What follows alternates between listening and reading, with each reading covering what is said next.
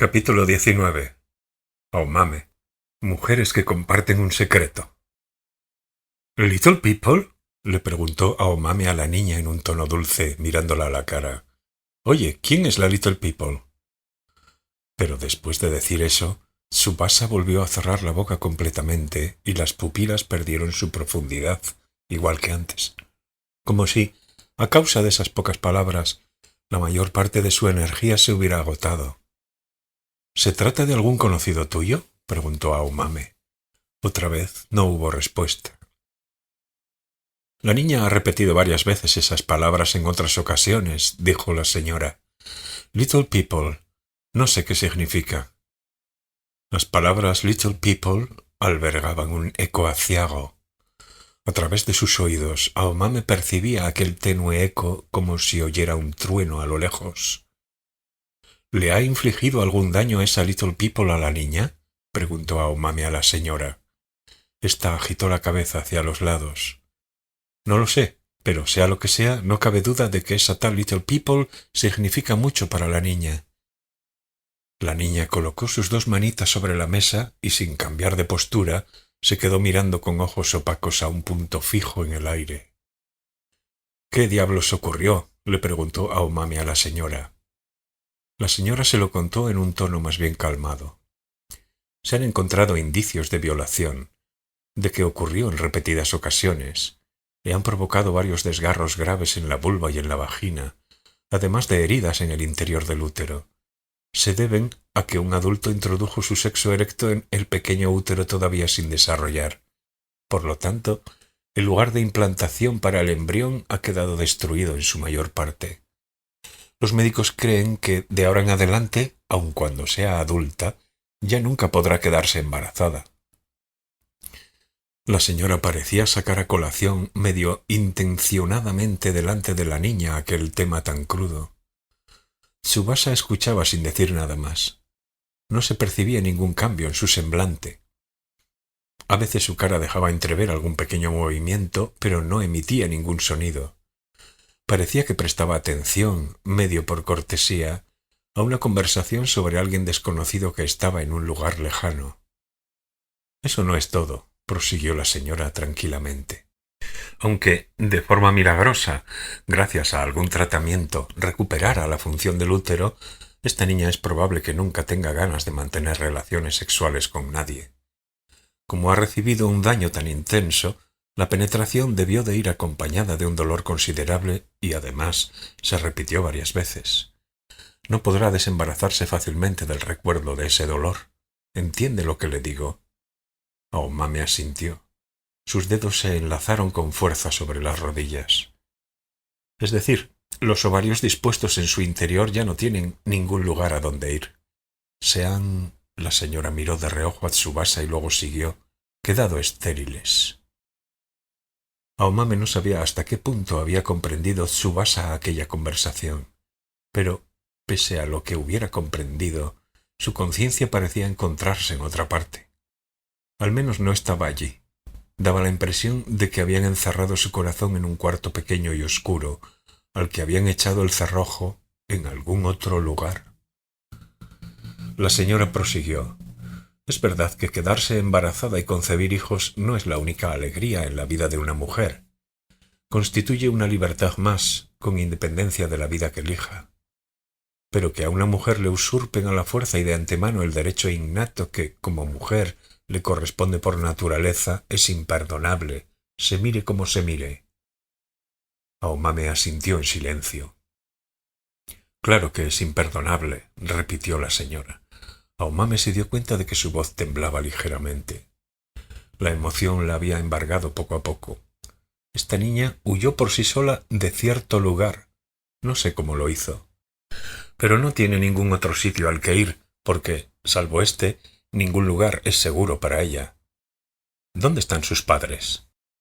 La señora se puso seria y dio golpecitos con las uñas en la superficie de la mesa. Sé dónde están sus padres, pero los que consintieron ese acto horrible fueron ellos. Es decir, la niña huyó de sus padres. O sea, ellos consintieron que alguien la violara. ¿Es eso lo que me quiere decir? No solo lo consintieron, lo fomentaron. ¿Por qué iban a...? dijo Aomame, pero fue incapaz de continuar. La señora agitó la cabeza. Es una historia espantosa, imperdonable en cualquier caso, pero hay algo que no encaja. No se trata de simple violencia doméstica o algo parecido. El médico me dijo que era necesario informar a la policía, pero yo le rogué que no lo hiciera. Como somos muy buenos amigos, pude convencerlo. ¿Por qué?, preguntó Aomame. ¿Por qué no informó a la policía? Esta niña sufrió un claro atentado contra la moralidad y la sociedad no puede cerrar los ojos ante ello. Es un crimen vil que merece un castigo severo, dijo la señora midiendo cuidadosamente las palabras. Sin embargo, a pesar de ello, si ahora informara a la policía, ¿qué clase de remedio podrían ofrecer? Como has visto, esta niña apenas puede hablar. Sería incapaz de dar una explicación decente de qué ocurrió, de qué le pasó. Aunque pudiera explicarlo, no tenemos medios para probar que sea verdad. Si la policía se hiciera cargo, quizás enviarían a la niña otra vez junto a sus padres.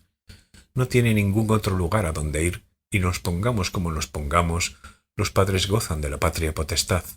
Si regresara junto a ellos, lo que le han hecho seguramente seguiría repitiéndose. No puedo permitir que eso ocurra. Aomame asintió. La estoy criando por mi cuenta, afirmó de forma categórica la señora. No la voy a enviar a ninguna parte. Vengan los padres o venga quien venga, no se la pienso entregar. La ocultaré en algún sitio y me encargaré de criarla. Aomame miró durante un rato, alternativamente, a la señora y a la niña. ¿Y ha podido identificar al hombre que abusó de la niña? ¿Ha sido uno solo?, preguntó Aomame. Sí que he podido. Es uno solo. Pero no puede denunciarlo, ¿verdad? Es un hombre influyente, dijo la señora. Posee una influencia enorme y directa. Los padres de la niña estaban bajo esa influencia. Y todavía hoy lo están. Actúan conforme a lo que el hombre les ordena. Carecen de personalidad o capacidad de raciocinio. Para ellos, lo que él dice va a misa. Por lo tanto, si él les dice que es necesario que le entreguen a su hija, no pueden negarse. Se creen a pies juntillas los motivos del hombre y le entregan a la hija tan felices y contentos, a sabiendas de que le va a suceder algo. Tardó en digerir lo que la señora le había contado. Aomame estuvo dándole vueltas y ordenando mentalmente la situación durante un tiempo. ¿Se trata de algún grupo especial? Así es, un grupo especial de gente que tiene en común un espíritu cerrado y enfermo. ¿Una especie de secta?, preguntó Aomame. La señora asintió. Sí, una secta extremadamente vil y peligrosa. Claro, no podía ser más que una secta.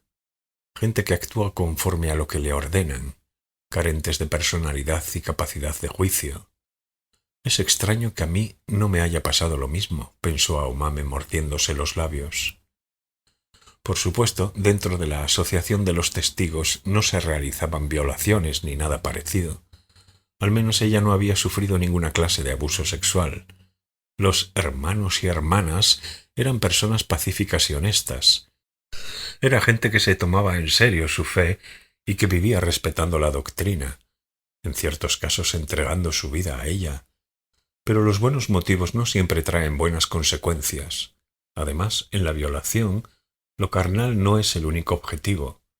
La violencia no siempre adopta formas visibles y las heridas no siempre manan sangre. A Aomame, Tsubasa le recordaba a sí misma cuando tenía la misma edad.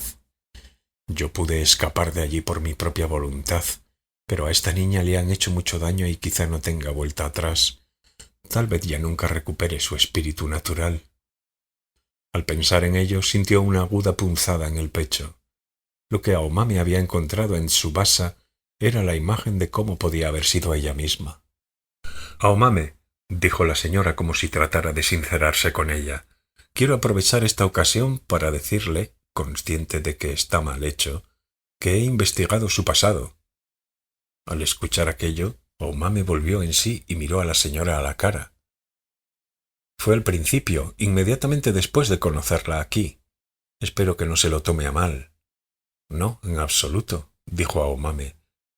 En esta situación me parece razonable que lo haya hecho, ya que lo que estamos realizando no es algo normal y corriente.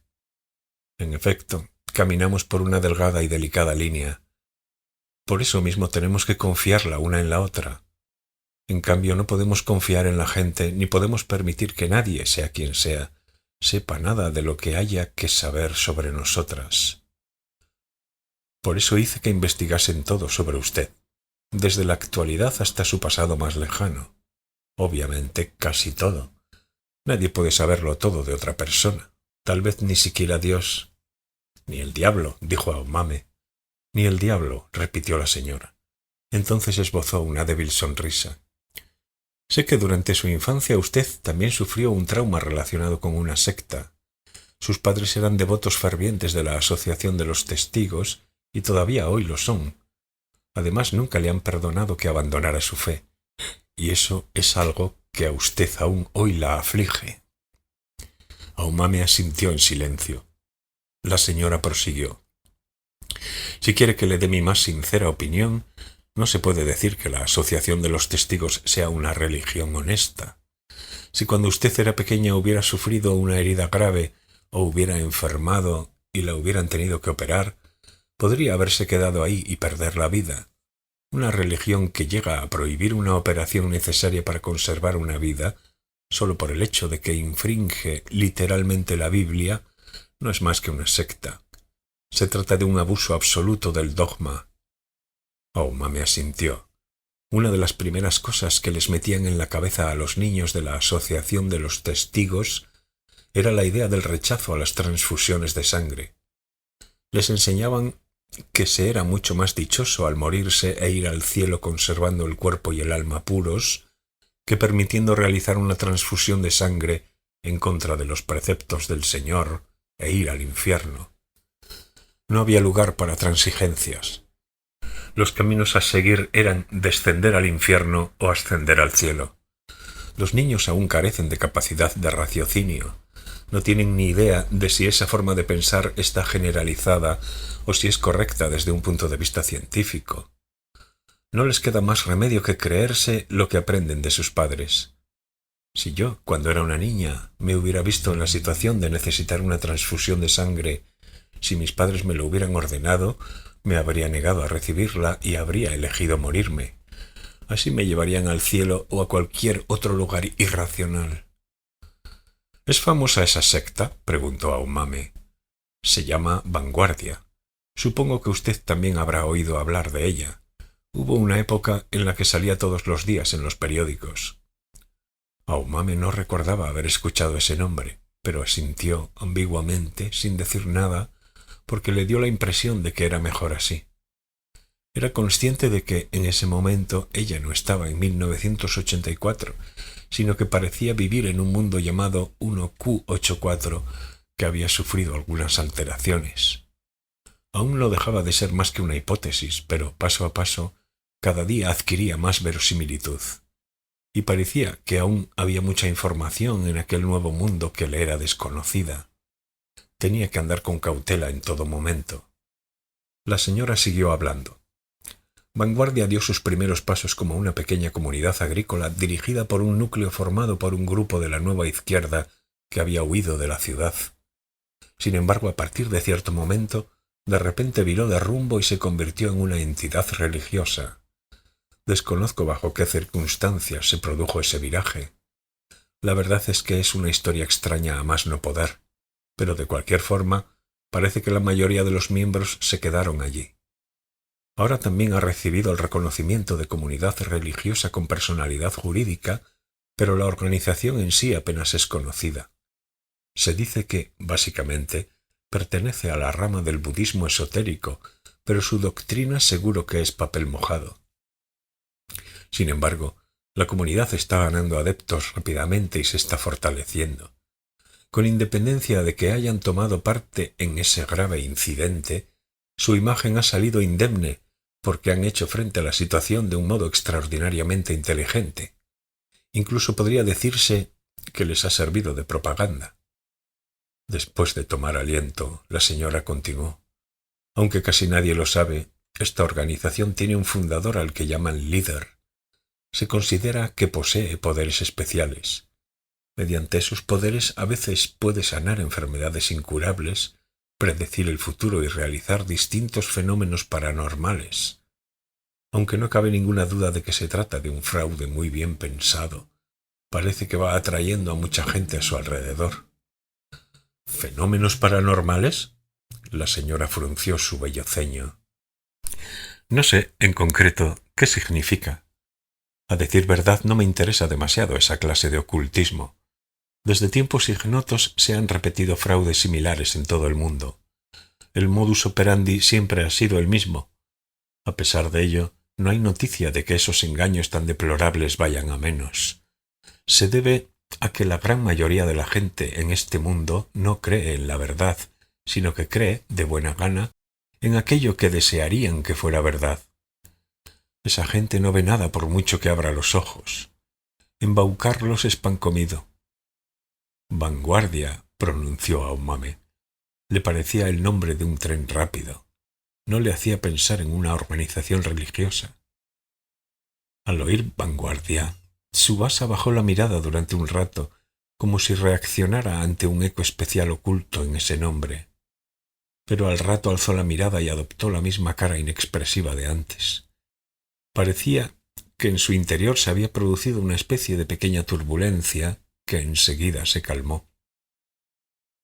El fundador de esa organización, Vanguardia, violó a Tsubasa, dijo la señora.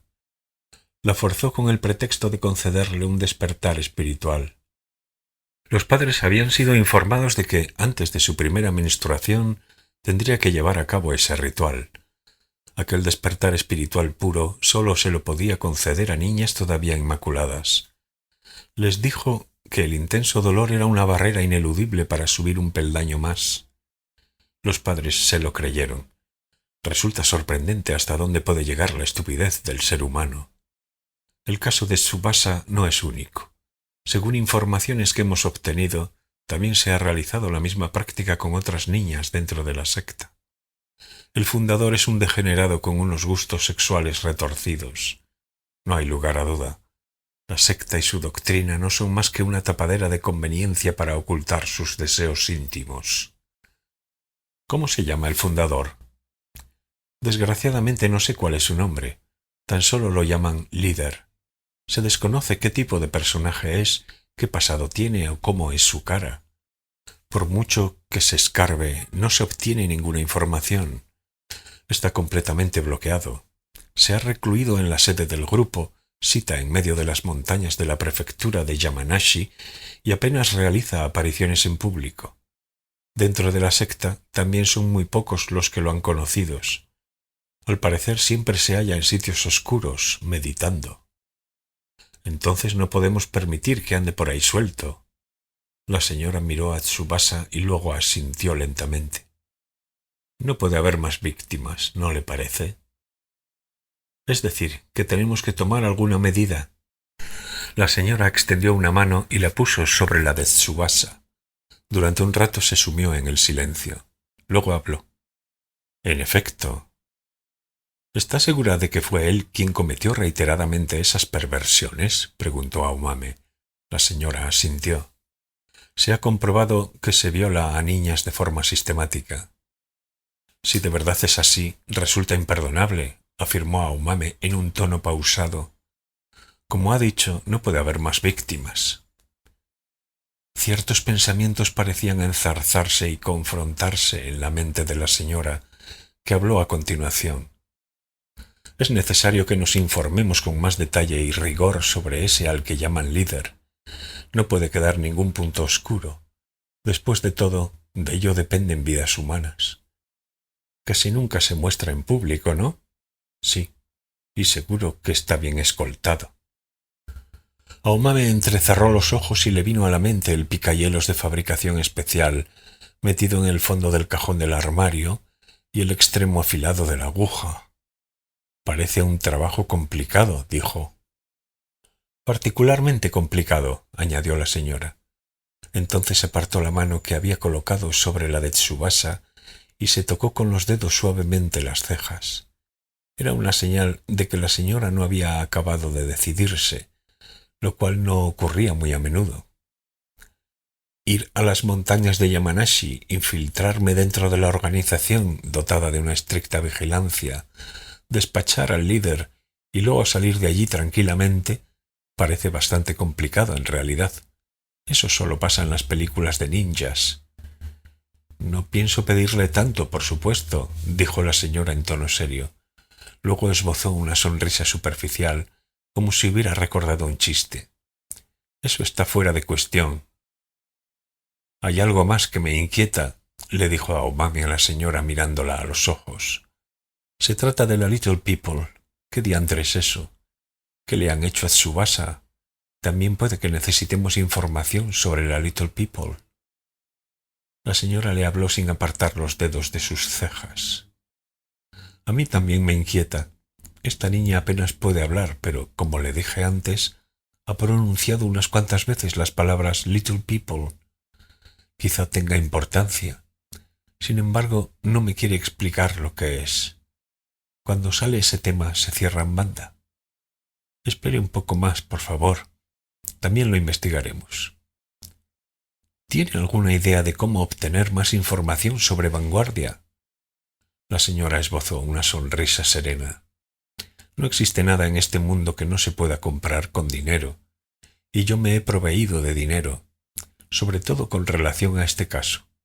Tal vez lleve algo de tiempo, pero obtendré la información necesaria, sin falta. Hay cosas que no pueden comprarse por mucho dinero que se tenga, pensó Aomame. Por ejemplo, la luna. Aomame cambió de tema. ¿De verdad piensa ocuparse de Tsubasa y criarla? Por supuesto, tengo intención de adoptarla oficialmente. Supongo que ya lo sabe, pero los trámites legales no son tan sencillos, porque las circunstancias son las que son. Me he mentalizado, claro, dijo la señora. Utilizaré todos los medios. Estoy dispuesta a hacer todo lo que pueda. No voy a dejar a esta niña en manos de nadie. En la voz de la señora se mezclaba un eco grave. Era la primera vez que se sinceraba de tal forma delante de ella, lo cual preocupó un poco a Aomame. La señora pareció leer en el rostro de Aomame esa especie de recelo. Luego le habló en voz baja, como si se confesara. Hay algo de lo que nunca he hablado con nadie. Lo he guardado en mi pecho hasta ahora, ya que me resultaba muy duro contarlo. A decir verdad, cuando se suicidó, mi hija estaba embarazada. Estaba en el 6º mes de embarazo. A lo mejor ella no quería dar a luz a ese niño y por eso se quitó la vida junto al feto. Si hubiera nacido sano y salvo, ahora tendría la misma edad que esta niña. Aquel día perdí al mismo tiempo 2 inestimables vidas. Lo siento mucho, dijo Aomame. Pero puede estar tranquila, estas cuestiones personales no han enturbiado mi juicio. No voy a exponerla en vano al peligro. Usted también es una hija inestimable para mí. Nosotras ya somos una familia. Aomame asintió en silencio. Tenemos que liquidar a ese hombre pase lo que pase, dijo la señora como para convencerse a sí misma. Luego miró a Aomame a la cara. A la mínima oportunidad debemos enviarlo al otro barrio antes de que hiera a otra gente. Aomame observó la cara de Tsubasa, que se encontraba sentada al otro lado de la mesa. El foco de sus pupilas no estaba ligado a nada. Solo contemplaba un punto imaginario. A ojos de Aomame, aquella niña era como una concha vacía. Sin embargo, al mismo tiempo, tampoco debemos apresurarnos, dijo la señora. Tenemos que ser cautelosas y pacientes. Aomame dejó en la habitación a la señora y a la niña y salió del edificio sola. La señora le había dicho que esperaría junto a Tsubasa hasta que ésta se quedara dormida. En el vestíbulo 4 mujeres se habían sentado alrededor de una mesa redonda y charlaban en voz baja, con cuchicheos. A ojos de Aomame, aquella no parecía una escena real. Parecía que formaban parte de la composición de un cuadro fantástico. El título podría ser algo así como Mujeres compartiendo un secreto. Aunque Aomame pasó delante de ellas, la composición que las mujeres habían creado no mostró alteraciones. Aomame se puso en cuclillas fuera del zaguán y estuvo acariciando al pastor alemán un buen rato. La perra agitaba el rabo con fuerza, como si estuviera alegre. Cada vez que se encontraba con ella se preguntaba, extrañada, por qué los perros podían sentir tal dicha incondicional. Aomame nunca había tenido perros, gatos ni pájaros. Tampoco había sentido en su vida ganas de comprar una planta. Luego se acordó de repente y miró al cielo.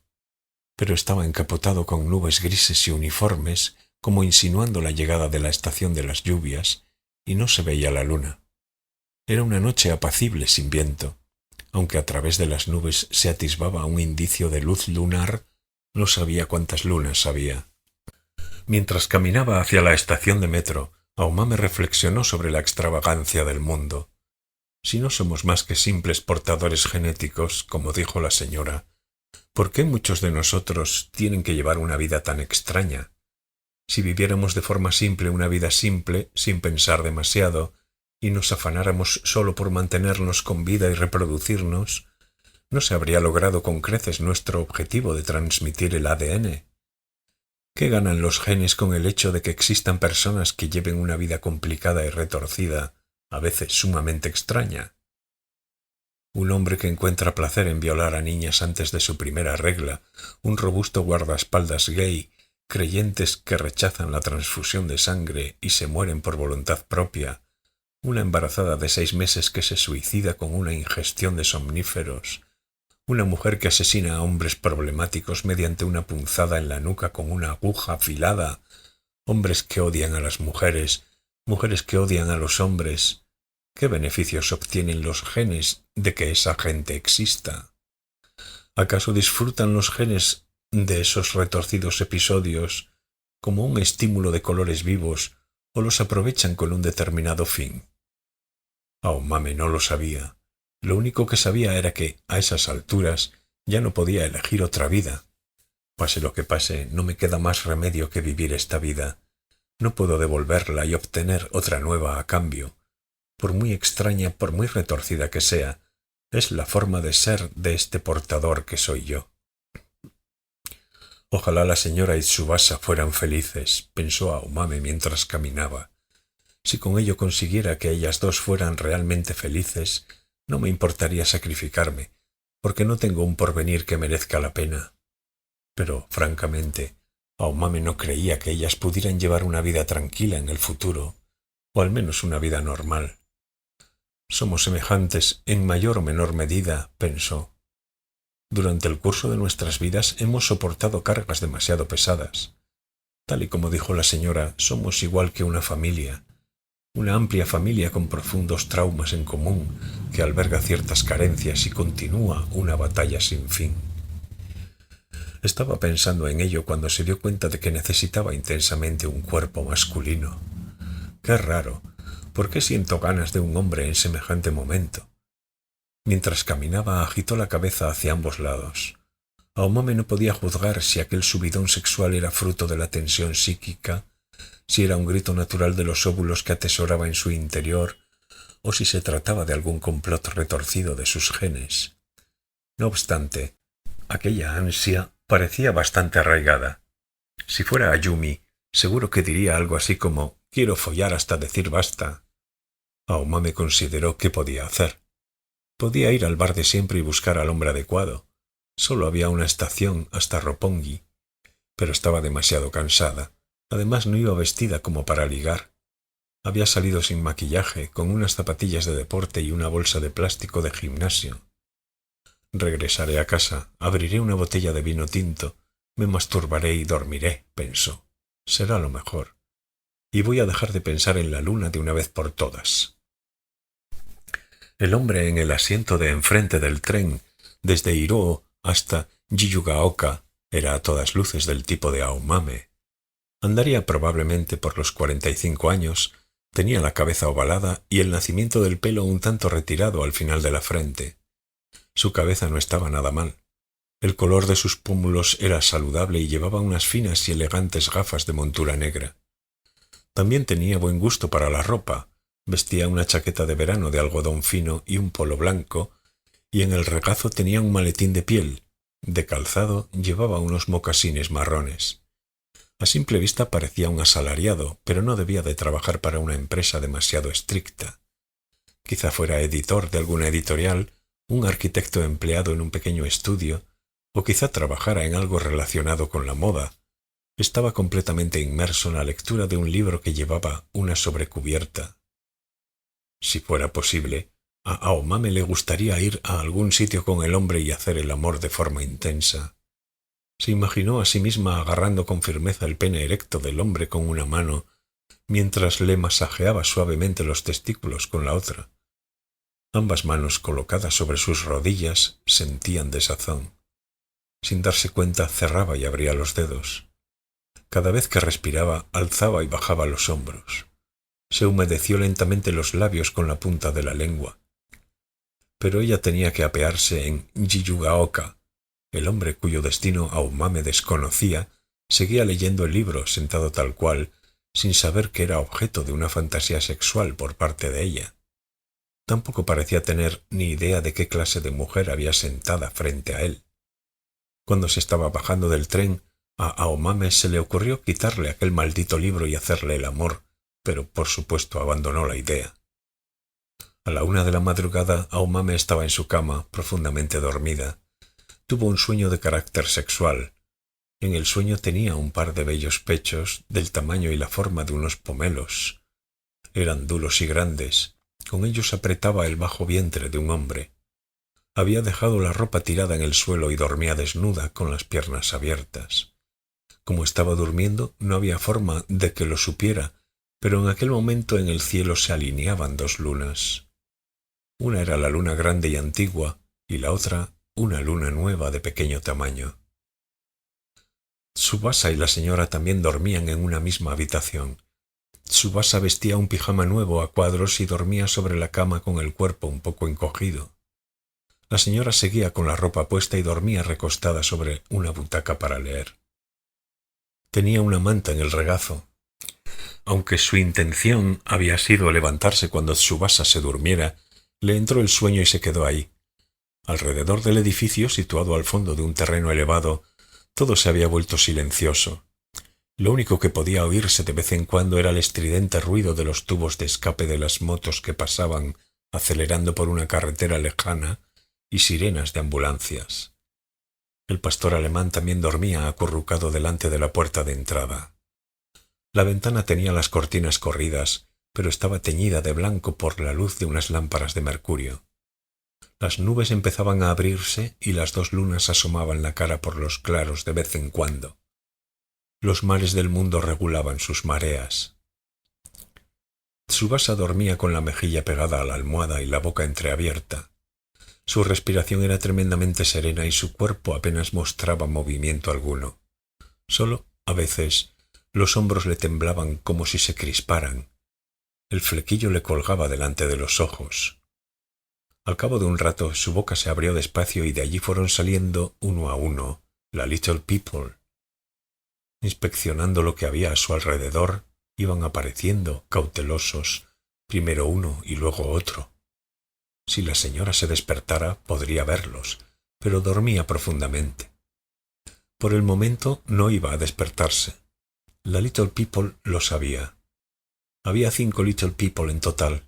Cuando salieron de la boca de Tsubasa, tenían más o menos el tamaño del dedo meñique de la niña, pero una vez fuera, retorcieron sus cuerpos como cuando se abre una herramienta plegable y crecieron hasta unos 30 centímetros. Todos vestían la misma ropa insulsa. Sus rostros también eran insulsos y resultaba imposible distinguir unos de otros. De la cama bajaron al suelo y de debajo de la cama sacaron un objeto del tamaño de una empanadilla. Entonces formaron un círculo a su alrededor y comenzaron a hurgar en él con diligencia. Era blanco y muy elástico. La Little People extendía la mano hacia el aire, sacaba de él un hilo blanco semitransparente con manos expertas y, utilizándolo, agrandaba poco a poco ese objeto mullido. El hilo parecía tener cierta adherencia. De improviso, su estatura se acercó a los 60 centímetros. La Little People podía crecer a su antojo en función de sus necesidades. La tarea se prolongó durante unas horas y los 5 Little People se afanaban en completo silencio. El equipo trabajaba sin desavenencias. Mientras, Subasa y la señora dormían como troncos, totalmente quietas. Las otras mujeres de la casa de acogida también dormían profundamente en sus lechos. El pastor alemán, que parecía estar soñando algo, de bruces sobre el césped, dejaba escapar un gemido del fondo de su inconsciencia. Sobre el tejado, las 2 lunas, como si se hubieran puesto de acuerdo, iluminaban el mundo con una extraña luz.